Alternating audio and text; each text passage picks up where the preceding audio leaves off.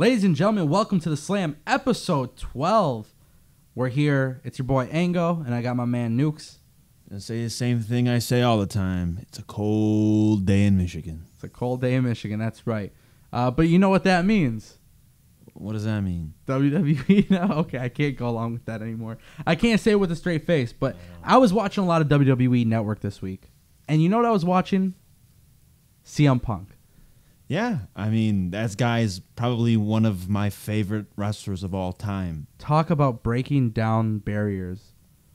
Yeah, it's crazy. The way I got introduced to CM Punk, and I mentioned this in the last, not in the last podcast, but I mentioned it in how I've played a lot of WWF No Mercy, and the way I got involved in knowing who he was stumbling across YouTube as a kid, watching old WWF No Mercy videos, and I stumbled across a mod for WWF No Mercy.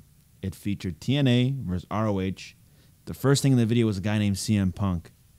And the first thing I seen in the video was a pedigree off the top rope. Yeah. That's CM Punk's old finisher. When I seen that, I go, I totally fuck with this guy. And I was probably anywhere from the ages of 12 to 15 at the time when I got introduced to the whole modding side of No Mercy. Yeah. Don't get involved in it. It's addicting. It's a headache. Just letting you know now. But that's how I fell in love with CM Punk, was because I seen a pedigree off the top turnbuckle. So CM Punk, I kind of want to just talk about this. I feel like normally I do this whole spiel about people like following me on Twitter and stuff, right? Which you can do that if you follow me on Twitter at Tango with Ango. I think we're still waiting for Nukes to get a Twitter. But CM Punk, man, was probably one of the, like, especially growing up, when you look at how cringy some wrestling stuff has been in the last 10 years, you know, I would say CM Punk was like the one guy where it's, you know, he has that, it's like an alternate reality type of thing. Like, he brings such a different type of pro wrestling and type of different, like a different type of entertainment value to WWE. And I think when it's all said and done, CM Punk, he was a good wrestler. Don't get me wrong. He was awesome. I loved everything about that. He was a better talker. Yeah, he was a much better talker than he was a wrestler. I honestly thought he had a very ugly looking elbow drop, though, that he paid homage to Randy Savage. Yeah. But I still loved it no matter what. But here's the thing about CM Punk. He was so good at talking that he would make you think that he will, in fact, end Undertaker's streak. He was just so good at talking regardless. I think everything he did was awesome. There wasn't a time where I said, oh, this CM Punk promo was lame. I really believed everything that guy said. Like, when he came on the screen, the whole me thinking all this stuff that I'm watching on TV isn't really real. When he stepped down and grabbed that microphone, I believed every single word he said. Like he was breaking the script? But I just believed in what he was saying, only because it sounded like he meant it, and it wasn't just something that he just read backstage and said, all right, I'm going to go out there and do it with a monotone voice. He had the attitude, he had the believability, he had all that. So it was always interesting to me with CM Punk because I did not understand why he would even have like Paul Heyman by his side. Oh my God, I loved every second of that. That was my favorite time of being a wrestling fan. He didn't need him though. Yeah, but it was just an awesome pairing, man. It was sweet. Do you think WWE believes in what CM Punk could do for their company? No, I don't think they did. I think it took a lot of risk and a lot of just trying to see what they could do.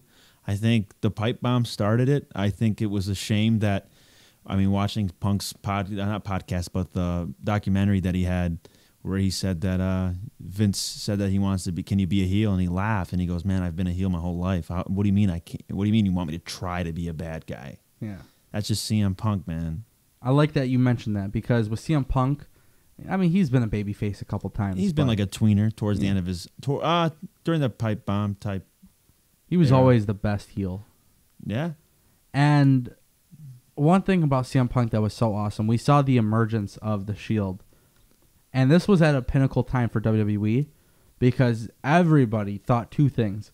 CM Punk was the leader or Brock Lesnar was the leader. I don't know if you remember this, but there was a huge rumor on the internet at the time. I don't know if any major dirt sheet writers picked up on this or it was just a fantasy booking thing, but allegedly the Dangerous Alliance 2.0 was supposed to be around with Heyman, the Shield, Lesnar and Punk. As you can tell, I'm getting goosebumps just thinking about it, because honestly, that's a wrestling fan's wet dream. I'm not even gonna lie to you. Yeah, it's actually really crazy you say that, because now that I think about it, that would be insane. Yeah, and with CM Punk, I just gotta say, I'm gonna ask you a very important question, but we're reflecting a little bit on his career. And I could probably ramble on for days about CM Punk. I think we go 24 hours talking about CM Punk. People are going to leave a comment, just get over it. That's what they're going to tell us. Yeah, I think so. I just think it's hard to, man. You still feel his presence. You still want him back. I think if he came back right now, that would be the craziest thing to happen in wrestling. You look at what Kevin Owens just did to Shane McMahon, right? Yeah. It really makes me feel and think that should have been CM Punk. Yeah, I would love to see him back. I think he would do great on the roster. I think there's a lot of dream matches for him that are there. I know him and Dean Ambrose had a match at a small little show for FCW. They didn't have a program though. Yeah, I know. They just got thrown together. I know they teased the whole Seth Rollins and CM Punk match, but they did the tag match down in NXT. That was cool. I really believe this, and I'm sure a lot of people agree with me. I think CM Punk was the guy that started the whole us indie guys can do what these WWE guys can do. 100%. So give us the chance and we'll show you and prove you wrong. He was the one that ignited the flame and started everything. You know how NXT's been bringing in a whole bunch of indie stars? Yeah. They're trying to find the next CM Punk. CM Punk, yeah. You know who I thought was the next CM Punk? Honestly, nobody. I never thought there would be another CM Punk. I don't think so either. I think and that guy's I think he's not in a one in a lifetime, but I think it's hard to find another guy that's like him. So for the younger people that didn't get to watch CM Punk and WWE, I want you guys to see how he started and how he finished. You see a progression of his look, his attitude, his work rate. That's what I loved about CM Punk. He always changed himself and reinvented himself. Always evolved. Yeah, always reinvented himself. I love the Straight Edge Society. That was awesome. It kind of freaked me out as a kid, though. I didn't really understand what was going on until as I got older and really won't rewatch it and digest it. I'm like, this guy is a freaking genius. For anybody who doesn't know this, Luke Gallows, who is part of the Bullet Club, Baylor Club, the Club, whatever. I mean, he was in WWE teaming with CM Punk. Yeah, that guy was.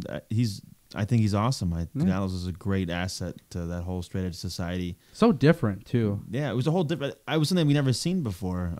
With the whole Straight Edge Society, with him proclaiming that he was Jesus or whatever. That was the whole Jesus. His look hair, was kind of cool. Yeah, his hair, his look. I love the mask that he wore too. Yeah, that was really cool. So let me ask you this: I gotta pick your brain. Yeah, and I told people I would start doing a little bit of fantasy booking on the show because you can never go wrong with it. But we don't know when UFC is gonna have CM Punk back, if he ever even does go back to UFC. We know for a fact that he hates all kinds of wrestling. It's not just WWE. No, he doesn't hate wrestling. He hates wrestling. No, he said that he'd come back in a type of, I think, mask, not tell anybody, and wrestle his friends. But I think it'd be very obvious it's him in the ring because we know his style of wrestling, his mannerisms. Yeah, we'll figure it out in 2 seconds. So let me ask you a question. Yes. I give you $10 million right now, and I say, Nukes, you have the ability to bring CM Punk back. Okay. CM Punk's response is probably, I don't need the money. I'll do it in a high school gym for less. But you have the ability to give him all this money. And the one thing is, hey, I have to have creative juices going. I have to plan everything out for CM Punk. Mm-hmm. So you are the booker. I want to know. Oh man, it's a tough spot to put me in because I have like 1,000 ideas. I know. How do you bring CM Punk back in modern day WWE? Honestly, I think that it should be a whole complete surprise. I don't think they should hype it up. I think it should just be one of those, oh my God, holy shit, it's CM Punk. I would definitely have him main event WrestleMania, and I can understand the internet fans would get mad. Oh, he's bitching about that. He didn't get the top spot at Mania, but and how other part-timers came in. Fuck that. I say screw that. If he can draw the money, why not? Let's do it. Go for it. Once these other guys on the roster can start drawing in money, then maybe they could be a main event. But I think CM Punk should just be thrown in there already. He's a big name. He's got a lot of buzz. And I think a lot of people that aren't wrestling fans would want to tune in. I personally have friends that have asked me about CM Punk. They didn't like the way that he joined MMA, but they tuned in and they watched old segments of him and, fell in love with the guy because of the fact that he could talk and didn't give a shit about what anybody said to him and didn't obey anything. But the way I would bring him in, like I said, is have no hype returned. Oh my God, CM Punk's coming.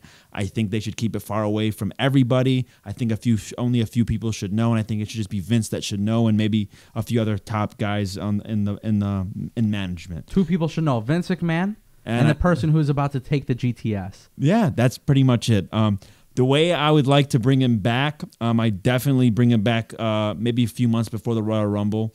Have him go there. Have him potentially win the Rumble, maybe not, because I feel like it would turn a lot of backlash, or maybe people would love it. I'm not exactly sure, but I would definitely have him face John Cena at WrestleMania. Not a bad idea. I would tell you it's a very, very smart idea, but I'm going to challenge you.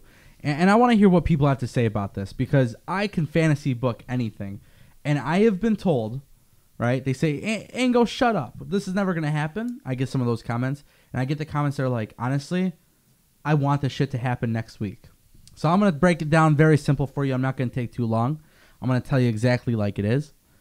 Survivor Series is coming up, correct? Yeah, it's coming up, yeah. Thank you very much. That's all that's all I need to know. It's coming up. We can confirm that Survivor Series is coming up, right? Nobody would ever expect this, but I think the coolest thing to ever happen in the last several years from somebody who's never been in the WWE was when Sting came out at Survivor Series and helped Dolph Ziggler win. Do you remember that? Yeah, that was a great moment. I got very cool. excited. I've been dying to see Sting in WWE, and it's a shame that he's not around anymore. You know what I'm dying to see? Huh? I'm dying to see CM Punk hit Kurt Angle with the GTS out of nowhere. And the reason why is because CM Punk becomes the Authority. Everything that he hated about WWE, he comes back and says, you know what? I am all about the money. I am all about the fame. You know, you guys got played by CM Punk. I went into the UFC because y'all said I couldn't do it, but I did it anyways. And yeah, maybe I lost in the UFC. But I did not come up short against somebody that's a jabroni. I went into the UFC with very little training because I have something to prove. And I'm only back in WWE because, well, when you fail at one thing and Vince McMahon opens up his checkbook, it's the right thing to do. Because what has CM Punk always talked about in his promos? It's always been about the fact that CM Punk doesn't do this for money. He doesn't like Vince McMahon. He doesn't like the Authority. He's always been the anti-Authority. I hate the Authority angles in pro wrestling. CM Punk would make me love the Authority angles in pro wrestling. And the way that it happens, Shane McMahon versus Kurt Angle at Survivor Series. And CM Punk comes out of nowhere. Shane McMahon acts surprised. And CM Punk hits him with a GTS. Only for Vince McMahon, Stephanie McMahon, Triple H to join Shane McMahon and CM Punk in the ring celebrating. But it doesn't end there. Because this past week on SmackDown... It doesn't end there because this past week on SmackDown, we saw Daniel Bryan tease a heel turn. And what would be really interesting is if WWE want to prevent him from turning heel. Let's just say, I mean, this is fantasy booking. I totally forgot about Daniel Bryan. But Daniel Bryan, CM Punk, headline Royal Rumble. Or whatever it may be, WrestleMania. A once-in-a-lifetime opportunity for WWE to bring that back. I agree with you, but the only thing I don't see happening is CM Punk aligning himself with Vince McMahon and Triple H. There's no logic behind it. There is a lot of logic. There's no logic. Because he lost in the UFC. Yeah, okay, he lost, but the whole. But what CM happened Punk, afterwards? All he did was trash Vince and Triple H. He was in a feud with them for like a year and a half. 100%. Yeah, it doesn't make any sense. Listen, I want to tell you the truth. CM Punk is probably never coming back. You know, you remind me right now of Vince Russo. You have no logic. I have logic. You don't have no logic. You could tell me I have no logic, Nukes, but here's the thing. You got to stop listening to Vince Russo. I don't listen to Vince Russo. Vince Russo listens to me. Nah. He actually blocked me on Twitter. He blocked me too. He tried to fight me about how China would be a great asset on Lucha Underground. Gotcha. And somehow he unblocked me. But anyways, it's a whole different story. Yeah. But no, I totally disagree with your fantasy booking. I don't see it happen. I mean, yeah, it's a fantasy booking.